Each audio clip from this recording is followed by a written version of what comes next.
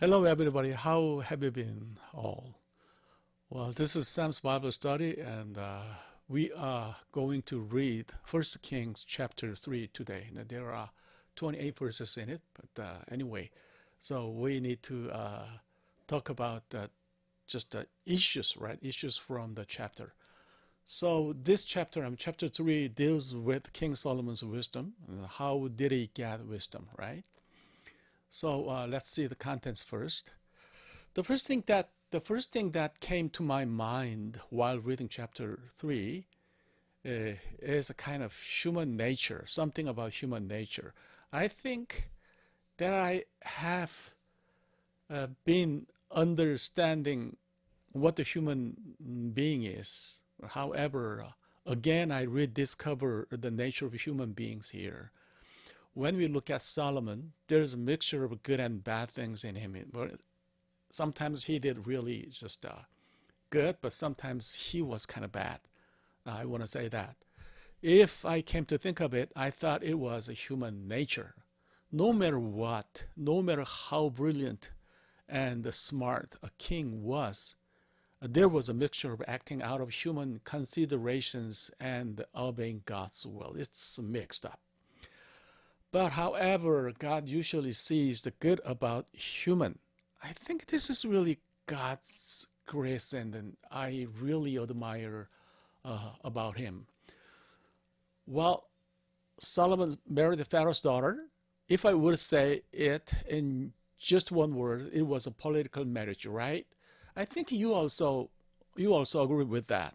He married Pharaoh's daughter and maintained a stable relationship with Egypt until he finished the construction of the temple and the construction of Jerusalem. How do you see this? I don't see this as the right thing to do. Perhaps if he had entrusted in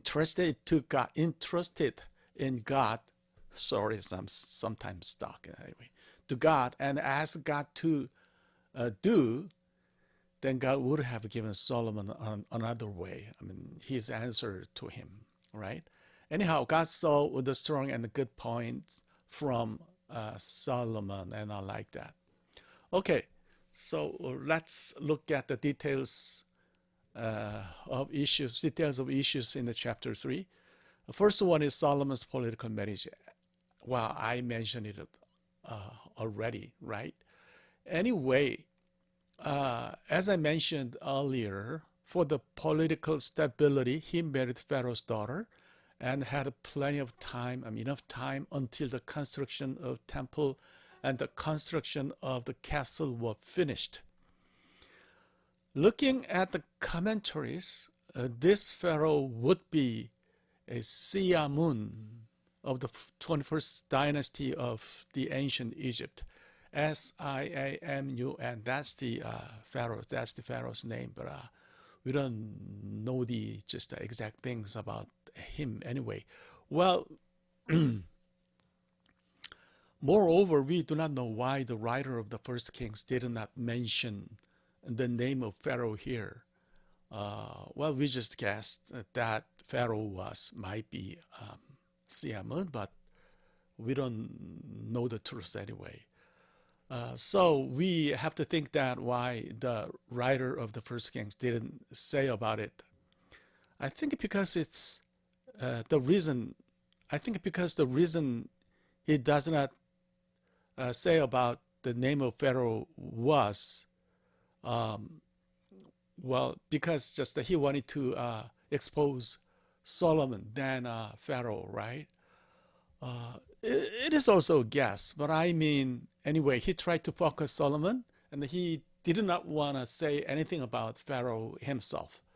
The writer intentionally omitted the Egyptian information about Pharaoh. That's what I think.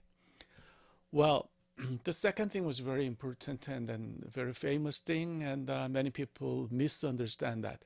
1,000 burnt offerings were offered, and Solomon received wisdom from God at the high place in Gibeon. This does not mean the sacrifices were offered 1,000 times, right? So all of us got to know that. Many people misinterpreted this as 1,000 times of offering sacrifices. Moreover, sacrifice and offerings are different things. That is so evident. Israel offered offerings tithe, so this is about money, right? This was about money. And the sacrifice was offered for the forgiveness of sins. So those two things are completely different. Sorry, forgive me. So if you believe that you could give 1,000 times of offering every time you come to church, God will grant you a wish, then that's wrong belief. I need to put it correctly. That kind of belief is shamanism. I'm not saying that you don't need to donate for church. So, well, as Martin Luther said, no matter what, the important thing is in faith. The important thing in faith is to open your wallet. Offerings are not given because of the abundance of money, but because the heart is open to God. Anyway, it is said that interpreting the 1,000 burnt offering like 1,000 times offering, oh no, that's completely wrong. Let's talk about it in detail. 1,000 sacrifices means such as sheep or calves were offered as sacrifices, or it could be understood like countless sacrifices were offered. We got to know that 1,000 is one of the perfect numbers. So no matter how big the altar in the high places of Gibeon was, it must have taken several days, that is to say, more than a week or so.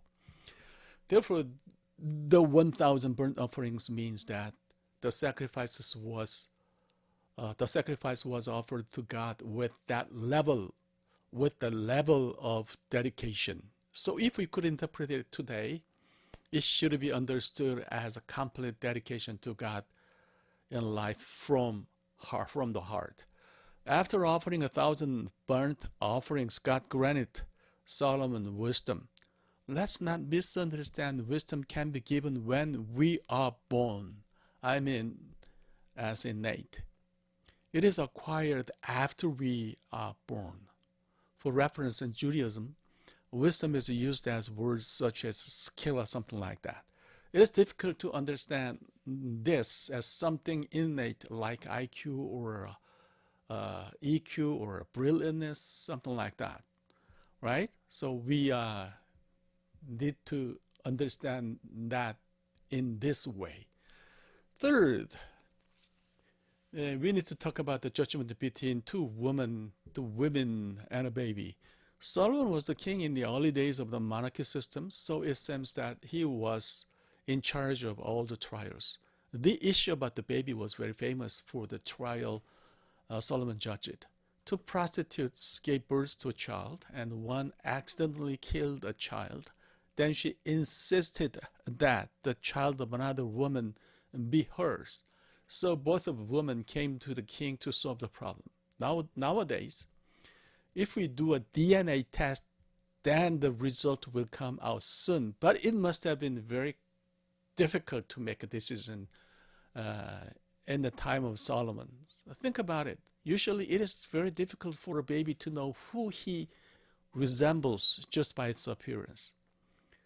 Solomon made a judgment based on the level of affection a real mother can have for a child. When the child was split in half and then told to share, the opposing side was judged to be the real mother. So that was kind of very smart judgment. The important thing in chapter 3 is the people thought this was given a God-given wisdom, not from the man, right? So the first Kings chapter 3 emphasizes that emphasize the fact that God was with Solomon. So I want to give you a reference about judicial system in the ancient Israel. First of all, during the wilderness era, Moses judged alone. According to the suggestion of Jethro, his father-in-law, he appointed Sar. He appointed Sar, right? Sar is in Hebrew, it means leader, prince. So chief of thousands and captains of hundreds and captains of fifties and captains of tens, and they were called Sar in Hebrew. Anyway, they shared the burden of trials with Moses. In other words, Sar judged small things, and then Moses judged what was difficult for them to judge, right? This judicial system and structure is the prototype of the dualization of the judicial system in the ancient Israel. And during the period of the judges, it seems that the judges took the lead in judging the litigation and disputes of the people. Now, thirdly, in the early days of Israel's monarchy, the king took charge of trials. During the reign of Josiah in the 7th century BC, that period was called the latter part of the monarchy, while the king Josiah appointed Shofet. It's a Hebrew verb, shafat means to judge. So Shofet is kind of participle form, and then one who judges, right? So Shofet is a professional judge, and they were appointed by the king. In Josiah's time, judges were appointed in every city, and the problems that were difficult to resolve in the local courts were transferred to the Jerusalem superior. This was similar to the appeal system of trial, which is common these days, nowadays. And lastly, during the exile time of Israel, the judges who settled the lawsuits were the priests. During the period of exile, it seems that the priests not only took charge of ritual trials to judge purity and uncleanness, but also handled all trials of general civil and criminal matters. Now,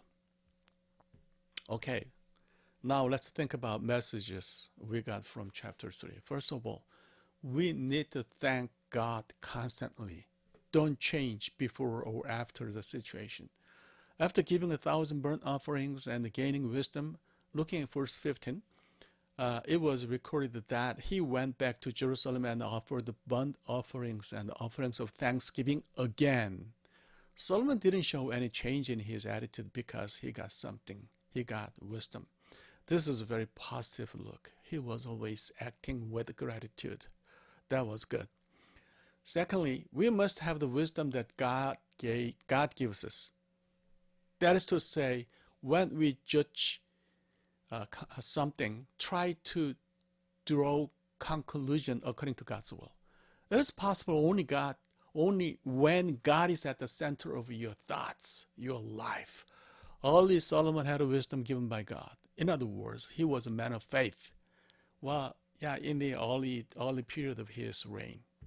That's what I can say. This is very important. As a person of faith, let's live as a person whose thoughts are controlled by God, right? So we will finish our Bible study here today. Thank you very much, and see you next week. Thank you. Bye-bye.